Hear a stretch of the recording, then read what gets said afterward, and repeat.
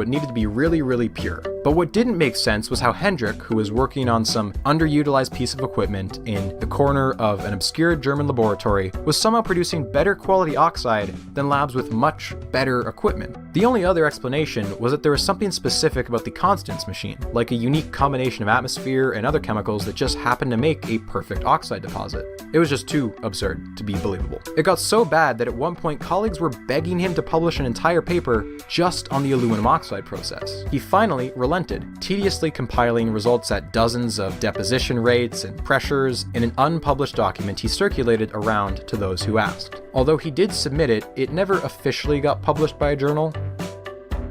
But much like a lot of things in this story, it would still come back to haunt him.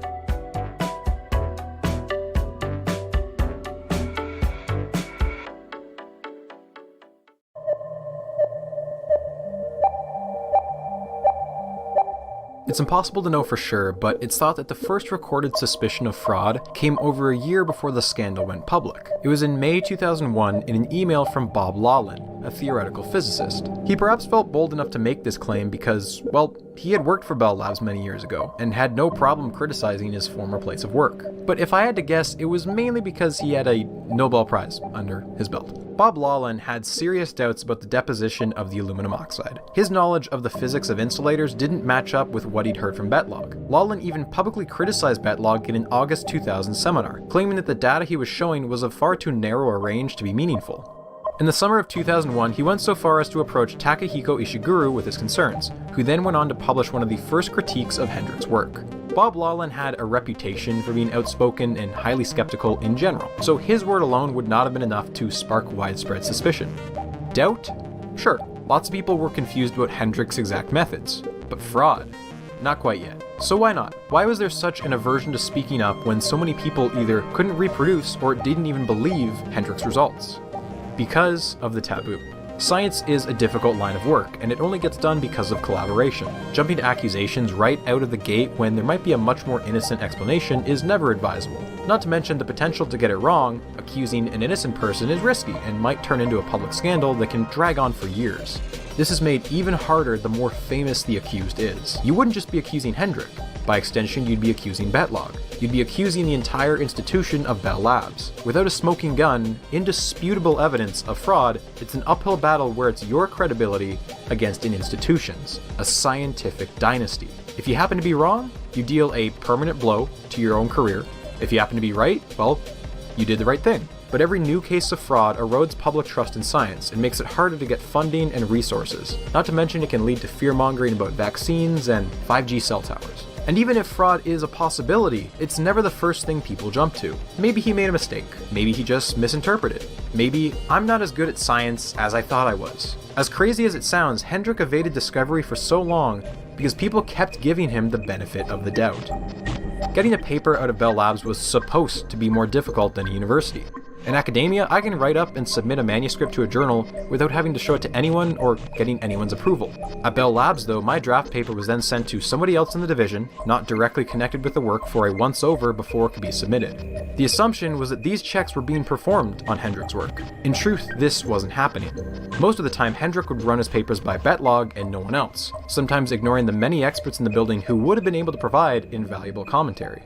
In one case, a coworker, Art Ramirez, approached Hendrik with an organic crystal called Parylene. He expressed interest in measuring its electrical properties, which was dangerous for Hendrik because it meant someone would be double-checking his results. Hendrik tried to dissuade Ramirez by claiming he had already worked with Parylene before, but Ramirez insisted. The next week, Hendrik presented Ramirez with a freshly typed-up manuscript that reused old graphs, but with Parylene swapped in for the figure title.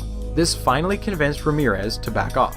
Hendrik was willing to go so far as to convince people he had articles ready to publish just to get people off his tracks. When another co-worker, David Muller, asked Hendrik if he could inspect his laser under a microscope, Hendrik said he'd bring it back from Constance on his next visit. When Hendrik later did no such thing, he told Muller he forgot it. Lucky for Hendrik, however, Muller interpreted this as Hendrik's polite way of saying, "This is my work, back off." And in an environment like Bell Labs, especially at the height of its economic troubles, this wasn't suspicious. It would make sense for Hendrik to be territorial about a huge discovery like this. benefit of the doubt helped Hendrik in other ways. Joe Orenstein of Berkeley had his group attempt to analyze the organic crystals that Hendrik had used in his superconductivity experiments. This meant cooling the crystals close to absolute zero. Big problem though. The crystals always shattered at 100 Kelvin, nowhere close to the temperatures Hendrik was reporting. This of course was because Hendrik hadn't performed the experiment and wouldn't know the crystals would shatter, but again, rather than assume there was a problem with the Bell Labs work, Orenstein assumed either it was something wrong with his experimental process or the quality of his crystals was just not good enough. Of course, he was assuming that Hendrik was operating in good faith, which, he wasn't. This assumption often extended to how Hendrik interpreted his results as well. Hendrik was not an expert at lasers, and neither was Betlog. Before he even published what would become his second most cited paper, there was a rather heated internal debate over what his results actually meant. In his paper, Hendrik presented two intensity versus wavelength plots, supposedly taken at two very different temperatures. Both shapes are remarkably similar Gaussian curves, which is odd enough for such different temperatures, but you'd also expect to see the graph to shift horizontally too, and that clearly hasn't happened here. In fact, Hendrik's laser spectrums were so baffling that no one could actually agree on whether Hendrik's crystal was lasing or whether it was demonstrating another effect known as superluminescence. The debate wasn't over whether Hendrik's laser data was real or not, but whether he had actually made a laser in the first place. The molecular transistor was Hendrik's final claim to fame, and it was such a bold breakthrough to fake that it ultimately led to his downfall. Once he did the single molecule and the molecular transistor stuff, that's when there was the first hints that something was really wrong. Right away, at least my PhD advisor was suspicious of it as soon as it came out, and just the geometries just violated the laws of physics. You couldn't have a gate 20 nanometers away and a source and a drain 1 nanometer and have an electric field from this influence the junction in there. For months though, he managed to fend off several tough questions regarding his confusing data. IBM is one of Bell Labs' fiercest competitors. They actually hold the second place record for the most Nobel Prizes won by a private company. At one point, a collection of IBM researchers were dead set on submitting a paper to Nature that was a direct critique of the molecular transistor paper, which came just short of accusing Hendrik of fraud. Nature reached out to Hendrik and Bao for a correction. In the end, Nature decided not to publish the IBM critique, because Hendrik claimed he had performed more experiments to confirm his results weren't just a fluke, and he had an upcoming paper in another journal which would clarify some of the finer unknown details. Now, where have we heard that before? During a seminar he gave at Bell Labs, Hendrik was questioned about two molecular devices of very different sizes. Rafi Kleiman didn't believe that two devices of such different sizes could be demonstrating the same physical effect. But Hendrik jumped in to say, oh, sorry about that, that's actually a typo. Those devices are the same size. This seemed odd at the time to Kleiman, who later checked the original submitted paper and realized that they were in fact different sizes. He correctly deduced that Hendrik had lied to his face, but Kleiman assumed it was because Hendrik didn't want to escalate a public argument, having no reason to think that Hendrik had faked the data. From this same seminar, Julia Shu asked Hendrik about an image taken from a microscope. Specifically, she wanted to know which microscope he had used. Hendrik replied that it was not in fact his picture, but he took it from literature. Julia was shocked to hear this, considering Hendrik hadn't referenced anybody in the presentation, but opted not to elevate her concern since the seminar, had been relatively informal. These exchanges are prime examples of why people tended not to engage with Hendrik at public events. He either created a moving target, altering numbers on the fly, or changing his explanations in response to feedback. David Muller is quoted as saying, "Wait for it to get into print before you criticize it." This fella, Don Monroe, didn't follow that advice. He was the first person to leverage an official accusation of fraud against Hendrik Schön. Don Monroe was a scientist at the spin-off company Agere Systems, which still technically fell under the Bell Labs umbrella, so employees of the two companies often discussed their work as they ate lunch together. Since his interests were in ultra-small transistors, Monroe proposed an inter-company seminar to Hendrik, hoping to provide some feedback on his molecular transistor, or, at least a lively debate. Hendrik agreed, and as part of the seminar, he showed off the following histogram. Here you can see he's quantified the conductivity according to how many molecules were in the device. So this bin is for devices with 1 molecule, this bin is for devices with 2, 3, and so on. When fabricating many copies of the same device, you'll inevitably run into some variation in sizes, and since we're talking about the scale of individual molecules, you'd expect to see clumps of individual molecules just like this. What's weird here is that you can see a pretty clear Gaussian distribution, aka the bell curve, and that just makes no sense. Like, look at its sample size. If you count all the bins on this histogram, you get a total of 130 devices. That's nowhere near enough of a sample size to get a Gaussian this perfect. If you run the numbers, there's only a 1.2% chance he gets a fit this clean. But it gets worse. According to Hendrik, these are just the functioning devices, and those only have a yield of 10%. So assuming you take Hendrik at his word, and he manually tested every single device that he made, that's 1,300 devices. When's the last time you did 1,300 of anything? If we assume, quite generously, that he took 5 minutes to create and measure each device, that would take 108 hours, or 4.5 days, of non-stop work. This statistical anomaly didn't go unnoticed by Don Monroe, who raised his concerns to Hendrik but was quickly brushed off. 10 days later, this histogram appeared in print.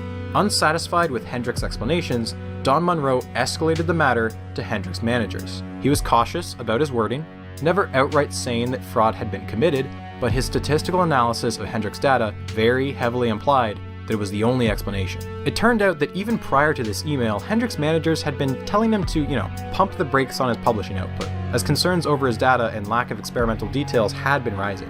This resulted in at least one paper on a single electron transistor being held back from submission. Over the coming months, Hendrik was asked repeatedly if he had some explanation for the histogram ending up so symmetrical, which led to him eventually sharing a much noisier histogram that was far more believable. For his managers and Don Monroe, this was a satisfactory resolution to the matter. Again, assumption of good faith. Nobody wanted to escalate things further than they had to, especially if an explanation had been happily provided. Hendrik's manager John Rogers is quoted as saying, "While I am not averse to an investigation, any direct involvement on my part would destroy my professional relationship with Hendrik." This would be the closest Hendrik would come to being found out and still getting away with it.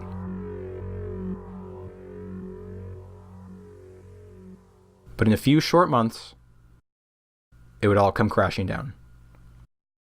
You remember Julia Shu? She and Lin Lu were both working in the same department as Hendrik in April of 2002. While at a conference, they were discussing a new process for fabricating circuits. By April 19th, they had enough data for a patent application, and together they visited Bell Labs' patent attorney, where they began sifting through papers on similar concepts in order to write up their patent and justify why their technique was innovative. 2 of the papers they were sifting through were on Hendrik's molecular transistor. Lin noticed that 2 of the graphs appeared oddly similar, considering that one of the devices was for a transistor with thousands of molecular layers, and the other one for only 1 or 2 layers. But it went beyond that. The noise in the graphs was identical, like down to the pixel. 2 experiments on the exact same device, at the exact same temperature, on the exact same day, should not give the same results, much less 2 completely different devices. Both Julia and Lin immediately told colleagues about the duplication. Lin went to her supervisor, Bob Willett. Now, Bob Willett, not exactly a fan of Hendrik's. Different Bob from before, mind you, that was Bob Lawlin.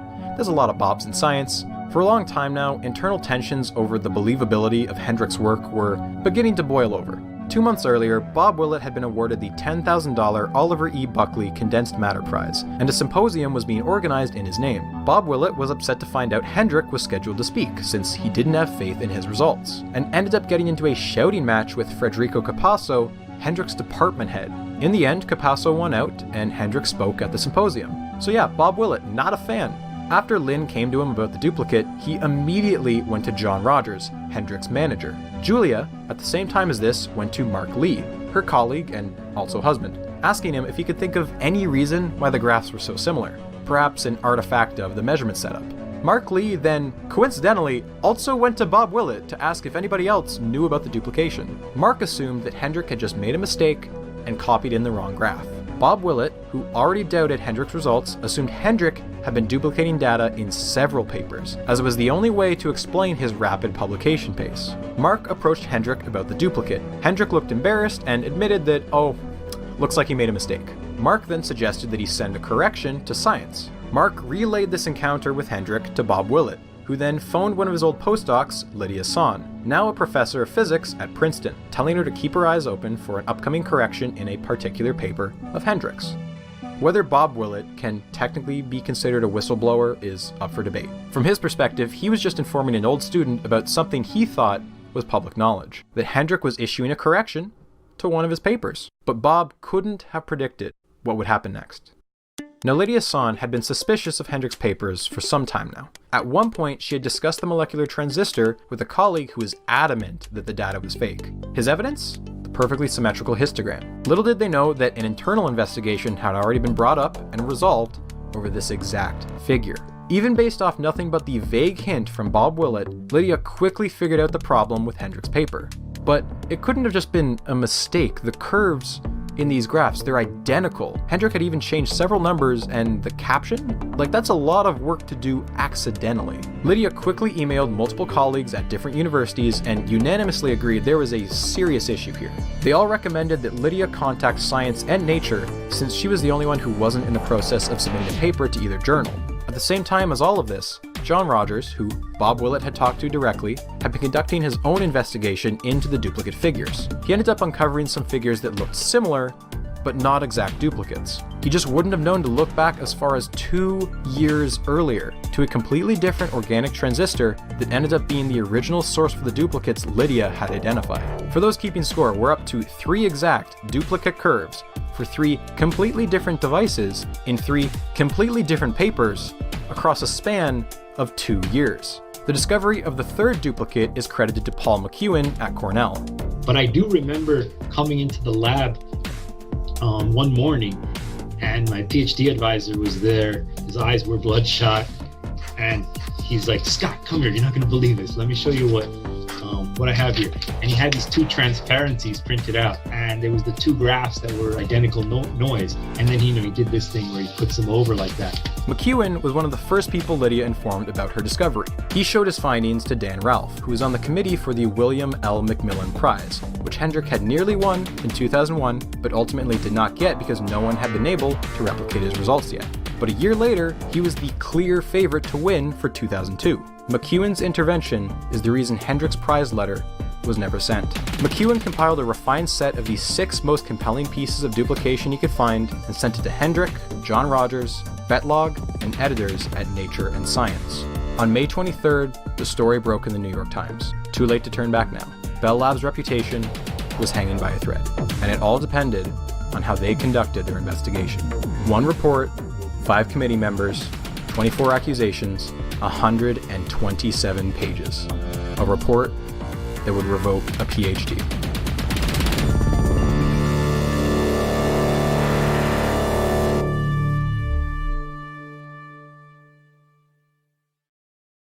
If you've ever dropped something at the bottom of a swimming pool and you look for it through the water, if you put your hand in there, it's not necessarily where you think it is because the light has bent away from the flat surface.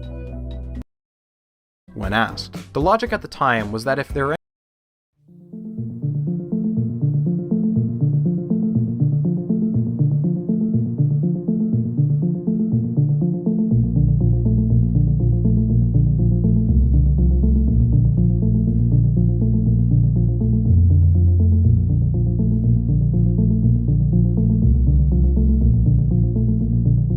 In May of 2002, Bell Labs formally created an investigative committee. Prior to this, however, Hendrik's managers, Rogers and Capasso, reached out to Betlog. They asked him to speak with Hendrik directly, and asked the question nobody had thought to ask. Did you fake the data? Hendrik's answer? No. The committee was made up of 5 members, and included a mix of experts on the relevant topics of Hendrik's publications. The chairman, Malcolm Beasley of Stanford, has an extensive history with superconductivity. Purdue University's Suprio Data focused on nanoelectronics and had been following Hendrik's molecular transistor for a while now. Next, you had Herbert Kromer, co-winner of the Nobel Prize in Physics in 2000 for his work with high-speed semiconductors. Then there was Bell Lab's own Herwig Kogelnik, the go-to for all things lasers. The most interesting inclusion, in my eyes, Don Monroe, the man who first raised the idea of an investigation over the overly symmetric histogram, and the closest anyone had come to outright accusing Hendrik of fraud. It was hard to argue that Bell Labs was planning a cover-up. In short, that meant that 3 out of 5 members were external leaders in their respective fields, and one internal one was certainly not afraid of getting to the bottom of things. There were a bunch of people who saw the copied data, and they said, this is done. The guy's cooked. It's over. But there were also a bunch of people that thought, well, geez, there's so much interesting stuff. Maybe something's still there. And they were waiting for the results. So there were sort of 2 different types of reaction. The New York Times had gone public with the story on May 23rd. Bell Labs' reputation was in question at one of the worst financial periods in its history. Transparency wasn't a suggestion, it was mandatory. After a 5-month investigation, the committee's findings were compiled in a 127-page report. Property of Lucent Technologies. The management had several audiences for the report. One was, their own, the company, the Lucent management, the big company. Another was the outside community, and another was the members of their own scientific staff. Some of the internal critics, they were painted with the idea that somehow this was sour grapes, that they were just jealous. But it's hard to know what was going on behind the scenes. There were some things going on. My discussion of the statistics was not in any way public, and they took that very seriously. The committee first sent out a questionnaire to Hendrik, which included asking him for all of the relevant original data files. In some cases, they managed to find the original data embedded in journal submissions, rough drafts, and even PowerPoint slides. They also sent out questionnaires to all 20 of Hendrik's co-authors who were involved in the papers being investigated. Of these co-authors, 3 were considered primary due to the frequency that they appeared on Hendrik's work. These 3 were Bertram Batlogg, Christian Kloc, and Yinan Bao. Batlogg and Kloc made sense to single out. They were co-authors on over 70 papers together. Bao was less obvious, since they only shared 14 papers. However, those 14 included Hendrik's molecular transistor, which was the target of multiple accusations. It became clear from their questionnaire answers that none of the 3 of them had ever seen Hendrik measure even a single one of his devices. Batlogg was just Hendrik's supervisor, guiding and discussing, but never personally seeing the experiments himself. Christian Kloc's involvement was limited to growing the large organic crystals, which he then handed over to Hendrik and never saw again. Yinan Bao had a similar situation. She provided Hendrik with the organic molecules he used in his molecular transistor, and although she produced a single graph in one of the suspicious papers, it was clear that there was nothing unexpected about her data and that Hendrik had acted alone. I prefer when journals have a list of specific author contributions to a paper. We didn't know, but we certainly suspected that Hendrik was acting on his own, but you have to ask. Actually, what was shocking to all of us, I think, was how little other people had seen of the data being collected in real time. The laser, for example, we all felt like if you saw a laser in your lab, you would, even if it was 10 o'clock at night, you'd be running down the halls, grabbing, the janitor to show them this light. For over a month, the committee was inundated with accusations and at one point had to declare that their report would only consider accusations brought forward before June 2nd. Otherwise, the process would just go on for months. After considering them all, they dismissed certain accusations as insubstantial and categorized all the remaining ones into 3 groups: data substitution, 9 counts; unrealistic precision, and now we need to perform a 9 substitution counts; for contradictory physics, 6 counts. There are far too many to cover in this video. The full report dives deep into each accusation, and if you're interested, I have linked it in the description. But for the sake of time, I'm only going to be highlighting the most unique accusations, and in my opinion, funniest. For nearly 3 years, Hendrik's data was conjured from a black box. The committee's job was to uncover what was inside.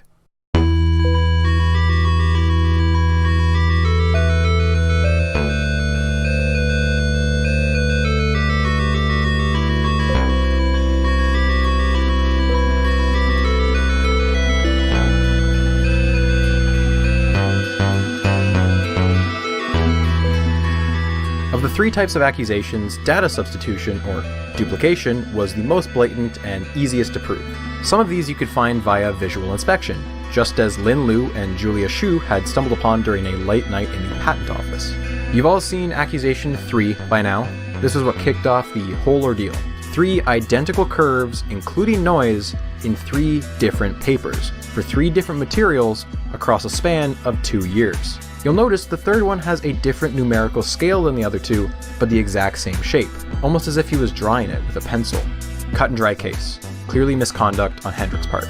Data substitution isn't always about one-to-one duplicates though. Some cases were a bit more subtle. Take accusation 5. These 2 curves look unrelated, right?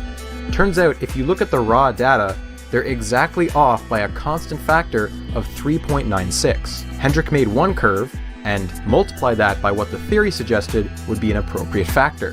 He clearly realized that multiplying by exactly 4 would be suspicious, so he, adjusted it to look a bit more plausible. That's not even the worst one though. Accusation 1 highlights 2 different figures from the same paper of what is apparently 2 different molecules. The curves differ exactly by a factor of 2. Not 2.01, not 2.001, I'm talking 2.000. This is Igor. They are brothers. Twin brothers. These are the brothers Bogdanov. Here's a quick rundown. Igor and Grichka were born in August of 1949, Igor being the elder by about 40 minutes. They would go on to be the oldest of 6 children. But they are not just any old pair of baby boomers. Although they were born in Gascony, France, and are French citizens to this day, they are the children of 2 separate aristocratic families, which paints a complicated genealogical tapestry. They get their last name from their father, Yuri Mikhailovich Ostensakin Bogdanov, a Russian painter whose ancestry stretches back to the time of the noble Bogdanovs. This was back when Russia was more into Tsars than stars. Their maternal grandmother was Countess Bertha Collerat-Krakowska, who herself was married to a member of the Austrian princely house of Colloredo-Mansfeld. During this time in the Austrian royal court, she once organized a concert featuring Roland Hayes, one of the first black jazz musicians ever. She and Roland then began an illicit affair leading to the birth of the Bogdanovs' mother, Maria, and their eventual expulsion from Austrian nobility. The Bogdanov brothers spent most of their childhood being raised in the south of France in a castle belonging to their grandmother. And at all moments they were surrounded by 2 personal tutors, nearly 50 housekeepers, and 15,000 books in the family library. The twins quickly learned German, French, Russian, and English, mainly through exposure from their housekeepers. Both brothers are well versed in multiple instruments, and both are regular pilots of planes and helicopters.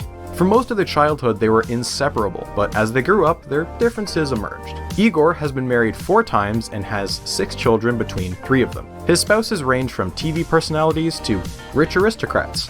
Grichka, on the other hand, has never been married and has no children. Whereas Igor has a diploma in semiotics, the study of symbols, Grichka has a diploma in political science. As far as their personalities go, I have a scarce number of interview clips to go on. Igor is apparently the extrovert, and Grichka is the introvert. Grichka has his head in the stars. Igor is much more grounded. These are quotes, which I'm going to take at face value because I don't think it matters that much. Igor and Grichka are 2 halves of a singular entity. They exist as a pair, a unit that does not make sense unless treated as a whole. They don't seem real, and we're just the pawns in whatever cosmic game they're playing. Speaking of the cosmos, here they are on their big break. Tant X.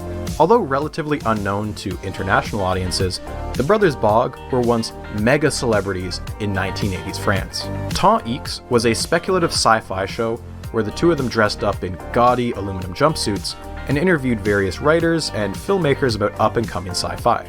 The show was a smash hit, airing for 9 seasons between 1979 and 1987, and it launched the brothers' careers. At its peak, it's estimated that 28% of the channel's audience watched them.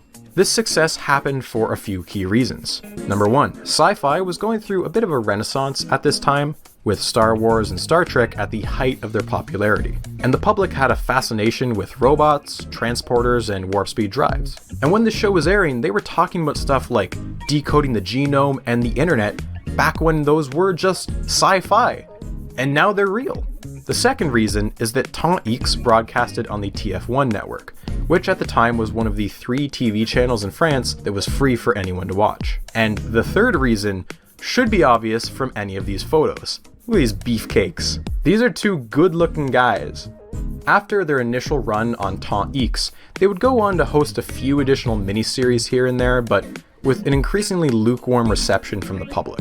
Their TV era had passed, but that didn't stop them from co-writing a whopping 16 books together, on topics ranging from the keys to writing good sci-fi, to speculative fiction about the last day of the dinosaurs, and even the origin of the Big Bang. Of course, they take issue with me calling their work fiction. Their books and shows have faced repeated criticism from the scientific community for basic inaccuracies. For example, they'd claim that a decreasing infinite series always has to approach zero, which is not true, and that the expansion of the universe means the solar system was smaller when it first came into existence. The solar system has in fact been largely the same size since it was first formed.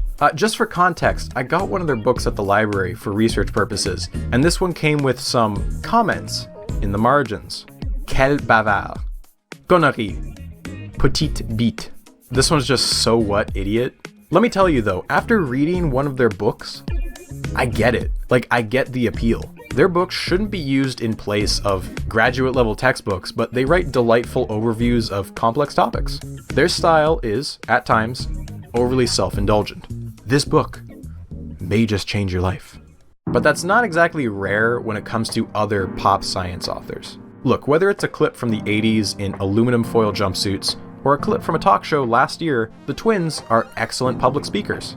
Of course, anyone born in the 90s and onwards won't know them for their TV days. The twins are most well known for having undergone many rounds of plastic surgery, with their most recent and drastic round occurring in 2010. To be serious for a second, when people are willing to undergo expensive and risky surgeries to modify their bodies like this, there is obviously some sort of body dysmorphia going on. I don't feel comfortable making that a punchline. Instead, I want you to the twins are most well known for having undergone many rounds of plastic surgery, with their most recent and drastic round occurring in 2010. To be serious for a second, when people are willing to undergo expensive and risky surgeries to modify their bodies like this, there is obviously some sort of body dysmorphia going on. I don't feel comfortable making that a punchline. Instead, I want you to consider that we're going to see many valid reasons for criticizing the brothers throughout this video that aren't related to their facial features. The Bogdanov twins, who are now in their 70s, have had a long and bumpy career, but have managed to just barely cling to relevancy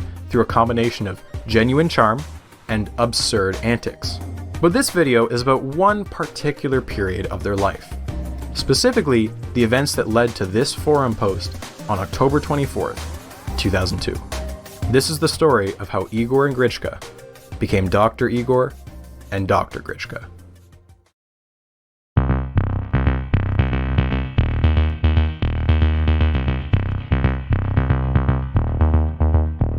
Details about how, when, and why the Bogdanovs got their PhDs are unfortunately scarce, but this is what we know for sure. Temps X lasted for 9 seasons. By any measure, a massively successful run. Ultimately, it was cancelled when the TF1 network was privatized in 1987, and for the next 3 years the brothers went on a media hiatus, spending their time writing more sci-fi books exploring their love of cosmology, as well as the relationship between science and religion. A topic that has always been at the forefront of their writing is the origin of the universe, the fractions of a second that immediately followed the Big Bang. This topic would eventually wind up as the core of their respective PhD theses. For whatever reason, the twins began seriously pursuing doctorates in 1991. They've stated in an interview that they always planned to pursue PhDs, but ultimately got sidetracked by their TV show. But now, at the cusp of their 40s, the time was right. This is not meant to be a slight against them. Plenty of people get PhDs later in life, but considering their existing fame and successful book career, the question remained, why bother now? They initially enrolled in 1991 for primordial cosmology at the University of Bordeaux. However, they only managed to last 2 years there, and were ultimately driven away when members of the faculty objected. They objected on the grounds that they were trying to base their work on content from their existing books, which did not meet the standards of a doctoral program. John D. Barrow, a professor of mathematical sciences at the University of Cambridge, says the brothers contacted him at that time with an odd request. They were very anxious to obtain PhDs very quickly, and they tried to con me into becoming an examiner. There were these 2 theses they had submitted. They were laughable compendiums. A couple of years later, in 1993, they made a second attempt and moved to Dijon, where they enrolled at the University of Burgundy. Their first supervisor was a mathematical physicist named Moshe Flato. Flato would sadly pass away in 1998, so unfortunately there isn't really a record of his opinion on the brothers. A colleague of Flatto, mathematician Daniel Sternheimer, would take over their duties as supervisor. Thankfully, we have a lot more insight from him. Dr. Sternheimer described the twins as stubborn wonder kids with very high IQs who have a hard time understanding that they are not the Einstein brothers and prone to shooting themselves in the foot with vague statements and an impressionistic style. The focus of their work are on the first few moments of the Big Bang, when the universe was still in the so-called Planck era, or approximately 10 to the negative 34 seconds after the Big Bang. That's 34 zeros.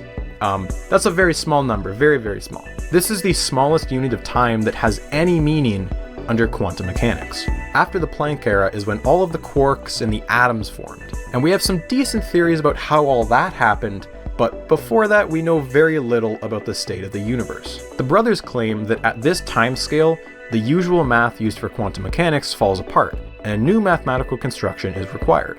On June 26th of 1999, after nearly a decade of work, Igor and Grichka would defend their theses. Grichka passed with the distinction of honorable. Sounds great, until you realize that is the rarely given, absolute lowest passing grade for a PhD. Most successful candidates receive the distinction of très, or very honorable. To quote one of his thesis reviewers, this only happens to the worst students. The students you only want to get out of the system.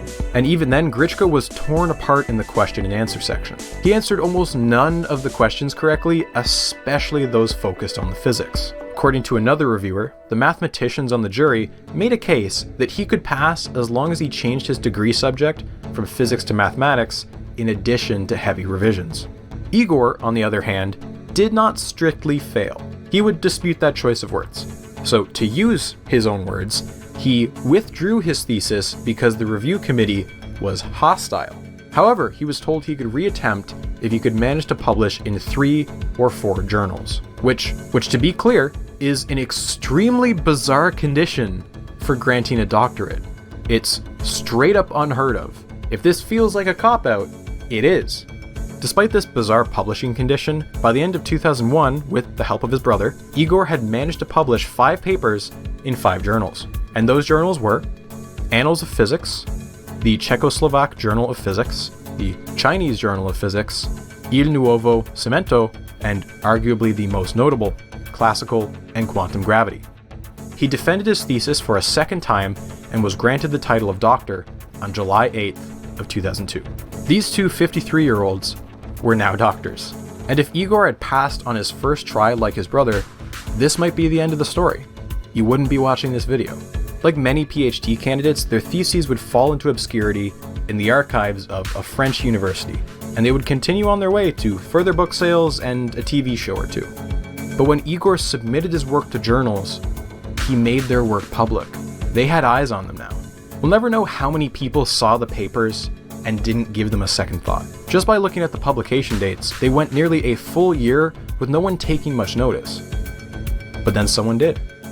Every account of this story points to the same person as the originator. Max Niedermeyer sent an email to his colleague, Ted Newman, with a bizarre rumor. Supposedly, 2 brothers had managed to publish papers that were pure nonsense. Not just that though, they had conned their way to PhDs. This email spread like wildfire in the academic community, and eventually made its way to John Carlos Baez, professor at UCR. Now, without Baez, this story may not have blown up in the way it did. Keep in mind, it's 2002 and Google is still so new, people didn't use it as a verb yet. YouTube, Twitter, all the usual places where drama spreads these days, they just didn't exist yet. As for Baez, he had a bit of a reputation in the early internet days. Since 1993, he had been posting a column known as This Week's Finds in Mathematical Physics. So when Max Niedermeyer's email made its way to him on October 22nd, 2002, he was more than prepared to share his story with the board he moderated, sci.physics.research. One thing struck him about the story though. It reminded him of a similar situation from a few years earlier. And with that, he came up with a title that would act as the flashpoint for the whole affair.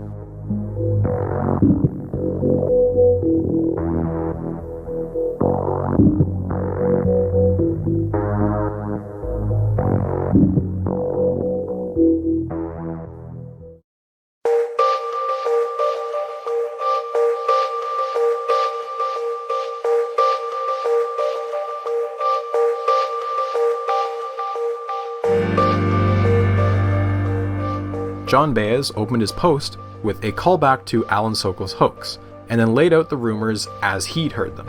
Apparently, Igor and Grichka, two well-known French TV stars and writers, had been planning a hoax in the same way Alan Sokol had, but the punchline was swapped. Physics was the butt of the joke this time.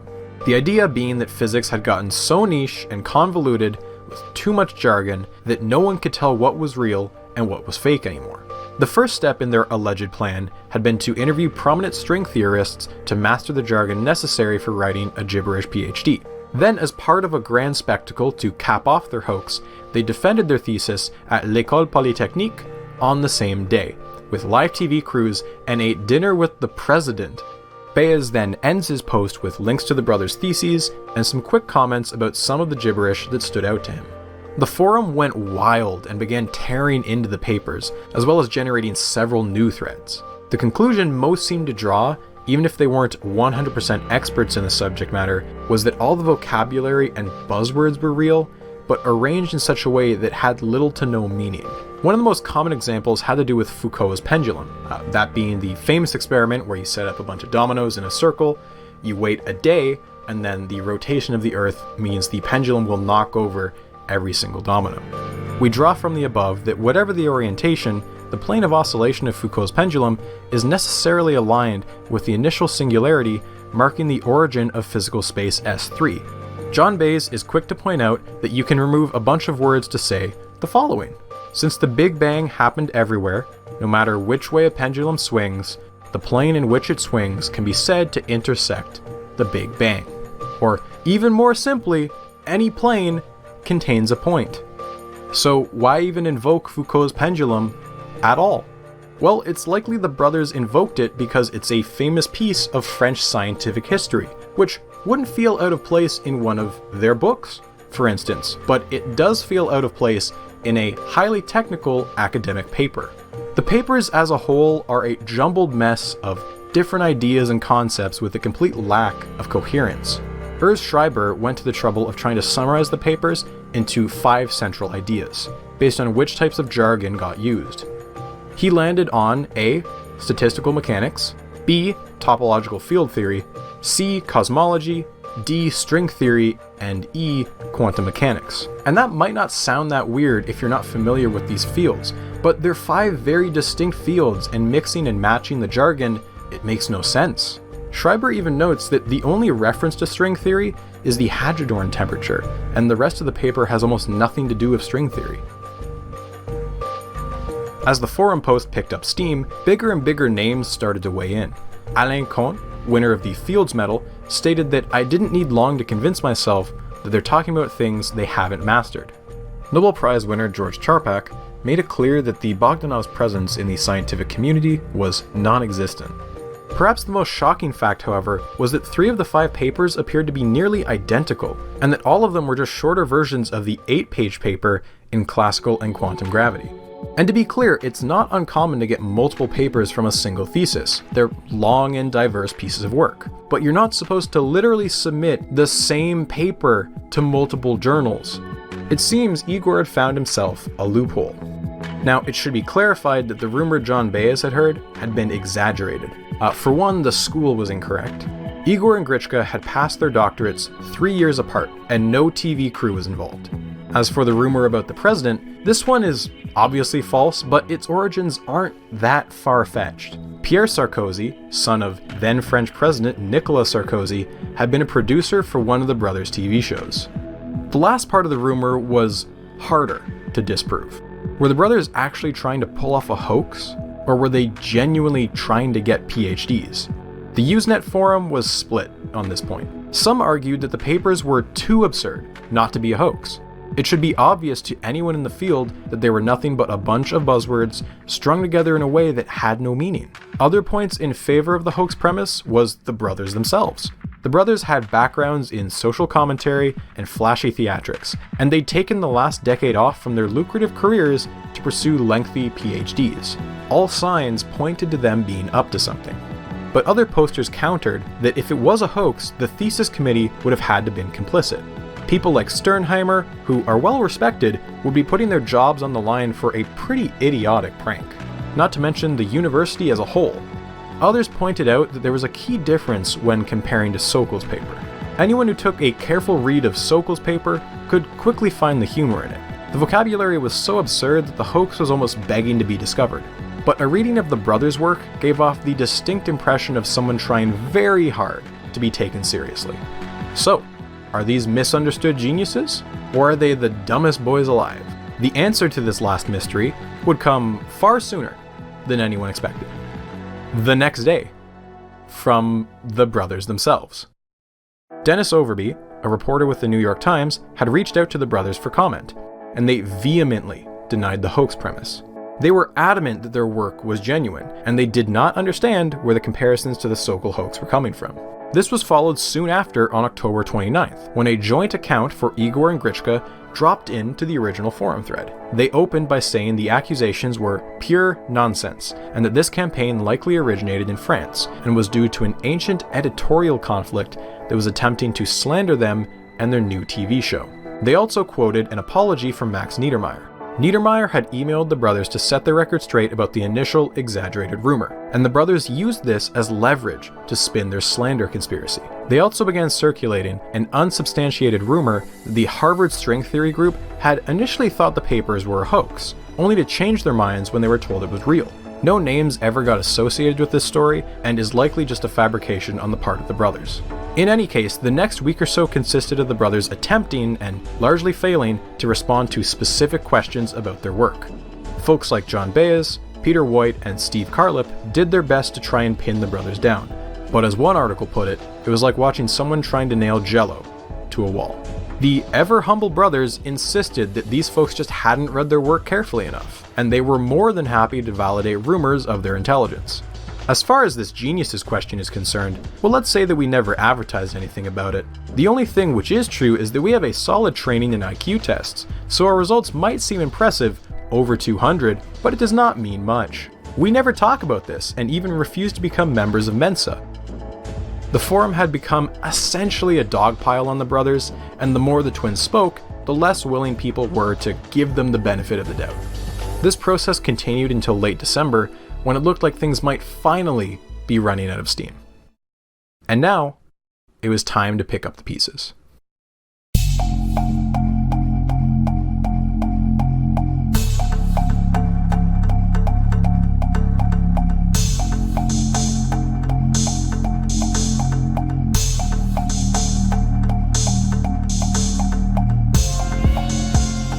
The brothers had made it very clear that this was no hoax and that they would do anything to keep their degrees.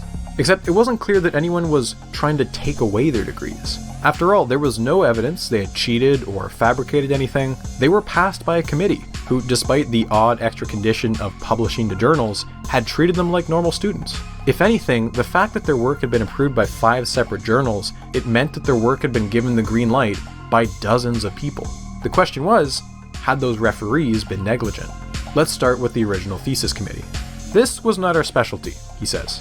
Nobody on the committee had any deep understanding of the ideas. In hindsight, the weakness is that there were no real experts. Maybe there are no real experts in what they are doing. What they are doing is so far out of the mainstream.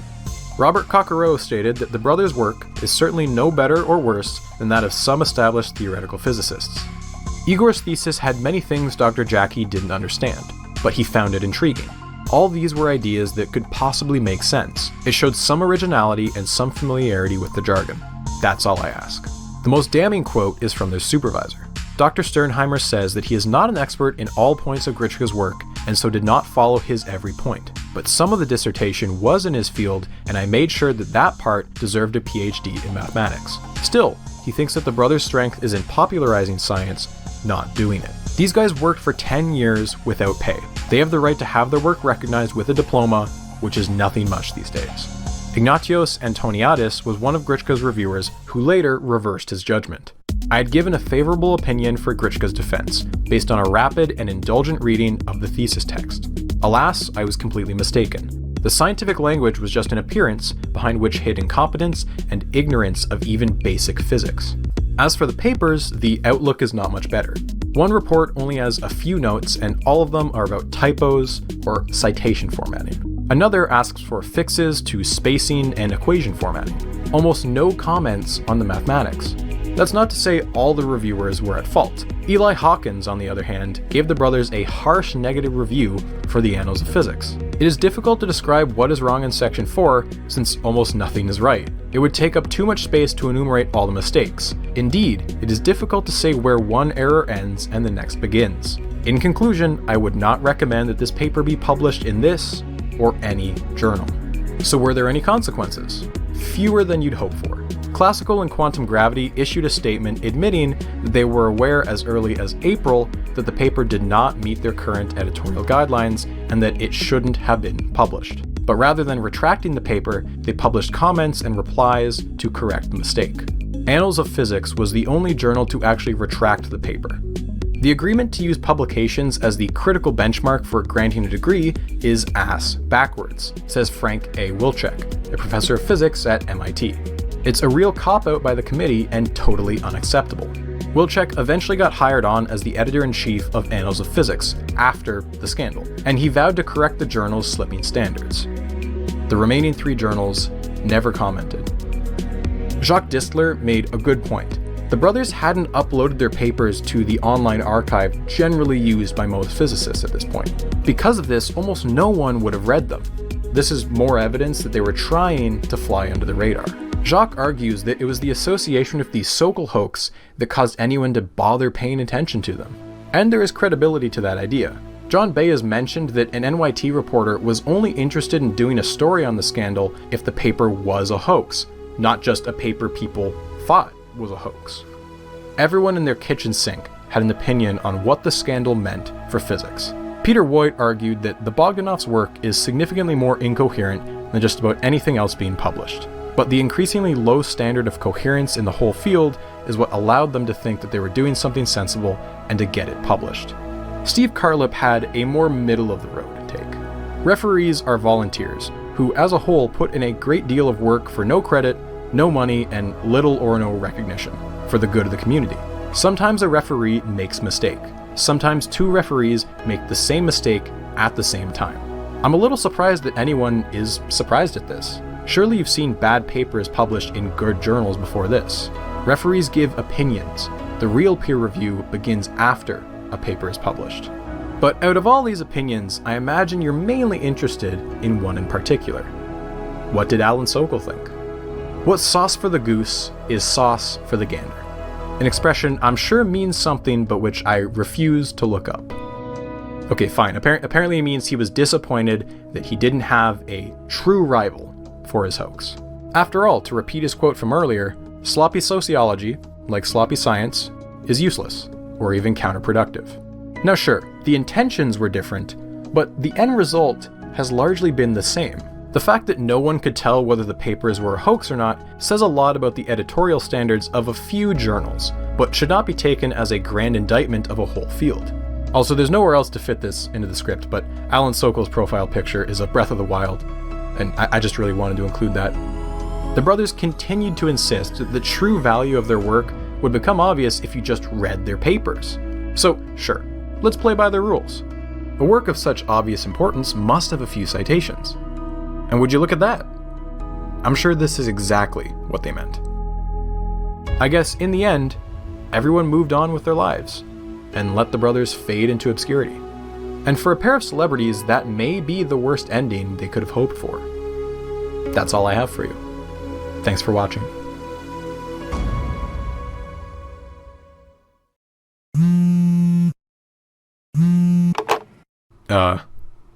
Hello?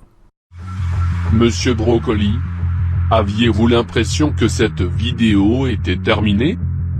Tu n'oublies pas quelque chose? You've got mail. You've got mail. You've got mail. You've got mail. You've got mail.